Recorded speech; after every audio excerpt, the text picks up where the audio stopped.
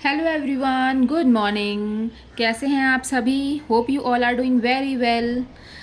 Students, कल किसी reason की वजह से हम कल शाम को क्लास नहीं ले पाए थे, तो वो क्लास आज मॉर्निंग में हम कंप्लीट करते हैं।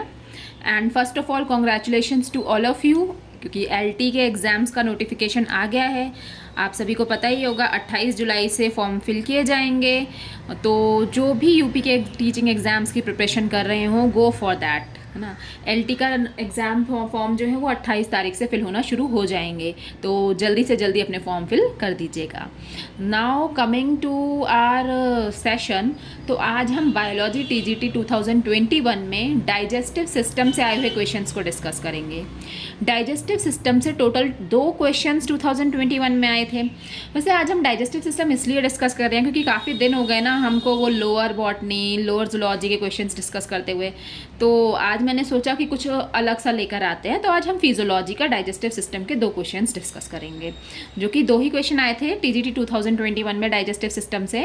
पहला क्वेश्चन जो था वो था question number 30, what is the dental formula of rabbit. Rabbit का डेंटल फार्मूला क्या होता है? अब डेंटल फार्मूला क्या होता है ना, कि रैबिट में कितने दांत प्रेजेंट हैं, इसके लिए हमारे रैबिट में या किसी भी मैमल में, किसी भी एनिमल में दांतों के लिए एक डेंटल फार्मूला होता है, जिसके थ्रू हम टोटल नंबर ऑफ टीथ उसमें फाइंड आउट कर सकते हैं। अब जो हमसे इस क्वेश्चन में पूछा गया था उसका रैबिट का यानी खरगोश का डेंटल फार्मूला, तो इसका डेंटल फार्मूला था ऑप्शन नंबर सी, आई 2/1, सी 0/0, पी 3/2, एम 3/3। ये ऑप्शन नंबर सी था। ओके, इसका ऑप्शन नंबर सी करेक्ट था। अब हम यहाँ ये सोचेंगे कि ये डेंटल फार्मूला एक्चुअली लिखते कैसे हैं, इसमें क्या क्या होता है और इससे नंबर ऑफ टीथ कैसे फाइंड आउट करते हैं। तो सबसे पहले हम इस आई से स्टार्ट करते हैं। आई का मतलब होता है इंसीजर्स। इंसीजर्स मतलब जो आगे वाले दांत होते हैं ना हमारे, या किसी भी एनिमल में जो जो आगे वाले दांत होते हैं उनको हम इंसीजर्स बोलते हैं। इंसीजर्स बाइटिंग टीथ होते हैं, बाइटिंग या फिर कटिंग, किसी भी चीज़ को काटने के लिए या फिर बाइट लेने के लिए। जैसे अगर आप पापड़ खा रहे हैं, रोटी खा रहे हैं, कुछ भी खा रहे हैं, तो आप बाइट कहाँ से करते हैं? अपने फ्रंट वाले टीथ से, आगे वाले टीथ से। तो उन्हीं को हम बाइटिंग टीथ और कटिंग टीथ बोलते हैं। हिंदी में हम इन्हें कृंतक दांत बोलते हैं। जो कृंतक दंत होते हैं, कृंतक दांत, आगे वाले जो दो ऊपर और 2 नीचे, जो 4 ऊपर और 4 नीचे जो दांत हमारे रहते हैं वो कृंतक होते हैं, है ना। दूसरे हैं सी। ये सी क्या है? सी फॉर कैनाइन। कैनाइन मतलब ये जो साइड में एक एक, मतलब एक राइट लेफ्ट साइड में ऊपर की साइड, एक लेफ्ट साइड में नीचे की साइड, एक राइट में ऊपर की साइड, एक राइट में नीचे की साइड, जो ये पॉइंट वाले दांत होते हैं ना हमारे, पॉइंटेड, किसी भी चीज़ को ऐसे फाड़ने के लिए। अगर आपको कभी बोला जाए कि आपको एक किसी थैली को फाड़ कर खोलना है, किसी चिप्स के पैकेट को खोलना है, और अगर आप अपने दांतों का इस्तेमाल कर रहे हैं, तो आप ये साइड वाले टीथ का यूज़ करते हैं ना। ये टीयरिंग टीथ होते हैं, मतलब फाड़ने के लिए, चीर फाड़ के लिए एक तरह से, है ना। इन्हें हम टीयरिंग टीथ बोलते हैं। और हिंदी में इन्हीं दांतों को हम बोलते हैं रदनक दंत। रदनक दंत, canine. Okay, now P. P for premolars. Premolars ये च्युइंग दांत होते हैं, चबाने के लिए। जो चबाने के लिए हमारे दांत इस्तेमाल किए जाते हैं वो प्रीमोलर्स भी होते हैं। और ये एम फॉर मोलर्स, प्रीमोलर और मोलर, ये दोनों ही च्युइंग टीथ कहलाते हैं, चबाने के लिए, खाने को। हम जब भी बाइट लेते हैं, बाइट आगे से तोड़ते हैं और पीछे जो हमारे पीछे वाले दांत होते हैं इनसे हम चबाते हैं ना, तो इन्हीं को हम च्युइंग टीथ बोलते हैं। जो प्रीमोलर्स होते हैं इनको हिंदी में अग्रचवर्णक बोला जाता है, और इंग्लिश में अग्रचवर्णक को प्रीमोलर्स बोलते हैं। जो मोलर होते हैं इनको हिंदी में हम चवर्णक बोलते हैं। सबसे आखिरी वाले दांत, जो अकल डाढ़ होती है ना हमारी, वो भी चवर्णक में ही आती है ना। सबसे लास्ट वाला जो टीथ होता है हमारा। अब हम आते हैं इसके रैबिट के डेंटल फॉर्मूला पर, किसमें इंसीजर 2/1, कैनाइन 0/0, प्रीमोलर 3/2 और मोलर 3/3 दे रखा है। इसका क्या मतलब है? तो इंसीजर 2/1 का मतलब है ये जो ऊपर वाले होते हैं ना, से 2, 0, 3, 3 ये दिख रहे हैं ना ऊपर वाले, बाय के जो ऊपर ऊपर ऊपर दे रखे हैं ना, ये ऊपर वाले जो नंबर्स हैं, ये हमारे ऊपर वाला जो दांत होता है, ऊपर वाला जो सेट होता है हमारे जॉज में, 2 टीथ के सेट होते हैं ना, एक अपर एंड लोअर। तो जो अपर वाला होता है, ऊपर वाला टीथ का सेट होता है, इसमें हम आधे का नंबर लेते हैं। ये मतलब अगर ऊपर वाला है तो इसके हम बिल्कुल बीच के जो 2 दांत हैं सबसे आगे वाले, इन्हें आगे से हम ऐसे डिवाइड करेंगे और आगे से एक साइड के लेंगे हम, ऊपर वाले एक साइड के। तो जो इंसीजर होते हैं वो हमारे मानो ऊपर के एक साइड के दांत हैं, ऊपर एक साइड हमारे 2 इंसीजर हैं, कैनाइन एक भी नहीं है प्रेजेंट, 0 है। एक तरफ हमारे प्रीमोलर 3 है और मोलर 3 है। प्रीमोलर और मोलर इसमें सॉरी ये हमारे नहीं, रैबिट का है एक्चुअली। तो रैबिट में ऊपर 2 इंसीजर हैं एक साइड से, एक साइड के लिए मानो राइट साइड के हम काउंट कर रहे हैं, तो ऊपर वाले राइट साइड के टीथ, राइट साइड में 2 इंसीजर है, कैनाइन नहीं है, प्रीमोलर 3 है और मोलर 3 है। ये जो नीचे वाले होते हैं, ऐसे ही नीचे वाले भी हम हाफ सेट लेते हैं। जो नीचे वाले हमारे टीथ हैं इसका आधा, ये भी हम राइट वाले ले लेते हैं। तो नीचे जो हमारे दांत है उसमें इंसीजर एक ही होगा नीचे, है ना, कैनाइन एक भी नहीं होगा, प्रीमोलर 2 होंगे और मोलर 3 होंगे। हमने ऊपर और नीचे दोनों का आधा आधा भाग लिया है ना, आधी आधी साइड लिया ना, राइट हैंड साइड वाली। अब लेफ्ट हैंड साइड भी तो दांत होंगे, लेफ्ट हैंड साइड हमारे दांत एब्सेंट तो नहीं है तो दोनों ही साइड। तो लेफ्ट हैंड साइड के लिए हम क्या करते हैं, इंटू 2 कर देते हैं ऐसे।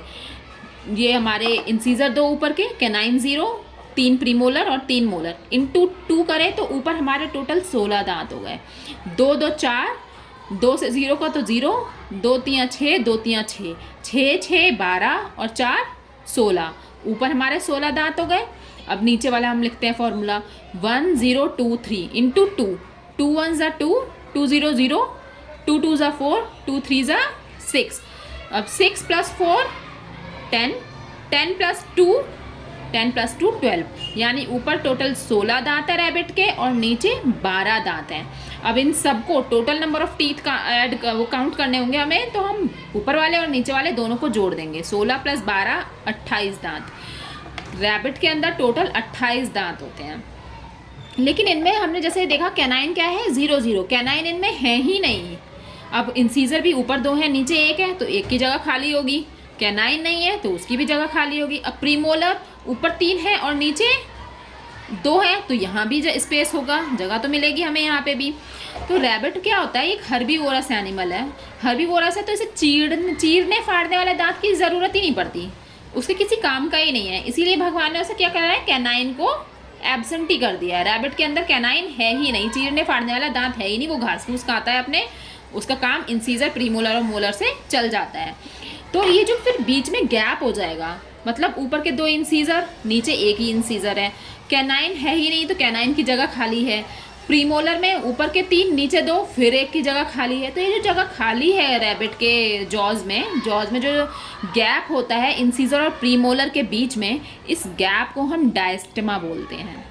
क्या बोलते हैं उस गैप को, डायस्टेमा। डायस्टेमा क्या होता है, रैबिट के जॉज में जो कैनाइन की एब्सेंस की वजह से और इंसीजर और प्रीमोलर जो कम हैं उनकी एब्सेंस की वजह से जो गैप क्रिएट होता है, उस गैप को हम डायस्टेमा बोलते हैं। तो आई होप आप समझ गए होंगे कि रैबिट का डेंटल फॉर्मूला ये है, और उसमें 0 0 का क्या मतलब है कि कैनाइन उसमें एब्सेंट है। कैनाइन एब्सेंट क्यों है, क्योंकि वो एक हर्बीवोरस एनिमल है। और ये डेंटल फॉर्मूला हम किस तरह से लिखते हैं, इसमें आई का क्या मतलब है, सी का क्या मतलब है, पी का क्या मतलब है, एम का मतलब क्या है, और इन सारे दांतों को हम हिंदी में क्या बोलते हैं, है ना। तो हमारा पहला क्वेश्चन तो कंप्लीट होता है। अब इसके दूसरे क्वेश्चन की तरफ चलते हैं। जो दूसरा क्वेश्चन था जो यूपी टीजीटी 2021 में आया था, वो क्वेश्चन पेपर के अकॉर्डिंग क्वेश्चन नंबर 71 था, है ना। 71 क्वेश्चन क्या पूछता था हमसे, the digestive tract of human adult lakhs dash enzyme. जो ह्यूमंस का डाइजेस्टिव ट्रैक्ट है, जो पाचन तंत्र है, पाचन नाल है उनकी, आहार नाल या पाचन नाल, उसमें पूरे ट्रैक्ट में कौन सा एंजाइम एब्सेंट होता है, ह्यूमन के डाइजेस्टिव सिस्टम में कौन सा एंजाइम एब्सेंट होता है। ए पैप्सिन, बी रेनिन, सी लाइपेज या डी ट्रिप्सिन। ये ह्यूमन के एडल्ट में पूछ रहा है, एडल्ट मतलब वयस्क आदमी में, है ना। तो ह्यूमन के एडल्ट में कौन सा एंजाइम एब्सेंट है, तो इसका सही ऑप्शन है बच्चों option number B, rennin. Rennin एक एंजाइम है जो कि मिल्क प्रोटीन की कर्डलिंग के लिए इंपॉर्टेंट होता है। कर्डलिंग मतलब एक तरह से दही जैसा जो जम जाता है ना, दही जैसा, उसके लिए मतलब दही जमाने के लिए नहीं, प्रॉपर दूध को फाड़ने के लिए आप समझ सकते हो, है ना। जो दूध फट सा जाता है, किसमें फटता है, हमने जो ह्यूमन के बच्चे हैं ना, छोटे छोटे जो बच्चे होते हैं वो दूध पर ही फीड करते हैं, देखा होगा आपने। कभी कभी क्या होता है वो दूध पीते हैं और दही जैसा बाहर निकाल देते हैं, हल्का सा कर्डल मिल्क बाहर निकाल देते हैं। तो वो जो मिल्क की कर्डलिंग होती है वो इसी रेनिन एंजाइम की वजह से होती है। मतलब ये रेनिन एंजाइम ह्यूमन एडल्ट में तो एब्सेंट होता है लेकिन ह्यूमन चिल्ड्रन में प्रेजेंट होता है। बच्चों में ये रेनिन एंजाइम प्रेजेंट होता है जो कि मिल्क की कर्डलिंग के लिए रिस्पॉन्सिबल होता है। जो दही जैसा बच्चे वॉमिट आउट कर देते हैं ना दूध पीने के थोड़ी देर बाद, अगर हम उन्हें डकार नहीं दिलाते तो वो वॉमिट आउट कर देते हैं, या ज़्यादा दूध पी लेते हैं तो वो कर्डल मिल्क बाहर निकालते हैं। तो उसी कर्डल्ड मिल्क को वो curdling of milk rennin enzyme की वजह से ही होती है ना। ये कर्डलिंग मिल्क की क्यों होती है? ताकि उनमें दूध का जो डाइजेशन है वो इजी हो जाए। बच्चों का डाइजेस्टिव सिस्टम ह्यूमन एडल्ट्स की तरह इतना स्ट्रॉन्ग नहीं होता है ना। अभी वो न्यू बॉर्न है तो उनके सारे ही ऑर्गन वीक होते हैं, हल्के हल्के। जैसे जैसे टाइम बढ़ता है वो मैच्योर होते हैं, उनके सारे सिस्टम, डाइजेस्टिव सिस्टम हो, रेस्पिरेटरी सिस्टम हो, एक्सक्रीटरी सिस्टम हो, कोई भी सिस्टम हो, वो हल्के हल्के मैच्योर होता है। तो बच्चों में जब उनका डाइजेस्टिव सिस्टम थोड़ा इमैच्योर है, पूरी तरह से डेवलप नहीं हो पाया, थोड़ा इमैच्योर है, तो उनके लिए क्या होता है, और बच्चे पूरी तरह से मिल्क पर ही फीड करते हैं। हम छोटे बच्चों को खाना तो खिला नहीं सकते, इन्फेंट्स को, वो मिल्क पर ही फीड करते हैं। तो इस मिल्क के डाइजेशन को आसान बनाने के लिए रेनिन एंजाइम इस मिल्क की कर्डलिंग कर देता है, जिसके बाद वो मिल्क ईजिली डाइजेस्ट हो जाता है बच्चों की डाइजेस्टिव ट्रैक्ट में। अब ह्यूमन एडल्ट्स का डाइजेस्टिव सिस्टम स्ट्रांग हो चुका होता है, उन्हें रेनिन एंजाइम की इतनी नीड होती नहीं है, क्योंकि हम पूरी तरह से मिल्क पर डिपेंडेंट भी नहीं होते, हम बाकी चीज़ें भी खाते हैं, तो उन्हें रेनिन एंजाइम की इतनी नीड नहीं होती। इस वजह से ह्यूमन एडल्ट्स में रेनिन एंजाइम एब्सेंट होता है। लेकिन फिर भी हम जो मिल्क कभी लेते हैं या मिल्क प्रोडक्ट्स खाते हैं तो प्रोटीन तो उसमें भी होता है, मिल्क प्रोटीन्स तो उसमें भी प्रेजेंट हैं। तो उन मिल्क प्रोटीन्स को डाइजेस्ट कैसे करेंगे जब रेनिन एब्सेंट होगा? तो वो मिल्क प्रोटीन ह्यूमन एडल्ट्स में पेप्सिन और HCl मिलकर डाइजेस्ट करते हैं। पेप्सिन HCl के साथ मिलके, HCl मतलब हाइड्रोक्लोरिक एसिड, हमारे स्टमक में हाइड्रोक्लोरिक एसिड का फॉर्मेशन होता है ना, तो वही पेप्सिन और हाइड्रोक्लोरिक एसिड मिलकर मिल्क प्रोटीन को डाइजेस्ट करते हैं ह्यूमन एडल्ट्स में। ह्यूमन एडल्ट्स में इसी वजह से रेनिन एब्सेंट होता है, क्योंकि हमारा डाइजेस्टिव सिस्टम स्ट्रांग हो चुका होता है, हम कंप्लीटली मिल्क पर फीड नहीं करते, और मिल्क को जो भी हम लेते हैं या मिल्क प्रोडक्ट्स हम लेते हैं उनकी प्रोटीन को डाइजेस्ट करने के लिए पेप्सिन और HCl सफिशिएंट होते हैं। लेकिन बच्चों में उनका डाइजेस्टिव सिस्टम इतना स्ट्रांग नहीं होता, वो सिर्फ और सिर्फ मिल्क पर ही डिपेंडेंट होते हैं। तो जब डाइजेस्टिव सिस्टम भी स्ट्रांग नहीं है, वो मिल्क पर ही डिपेंडेंट है, तो उनमें मिल्क का डाइजेशन ईजी बनाने के लिए रेनिन एंजाइम प्रेजेंट होता है, जो कि मिल्क की कर्डलिंग करा देता है। होपफुली आपको ये दोनों ही आंसर्स, क्वेश्चन के आंसर समझ में आए होंगे। Thanks for watching and all the best for your exams.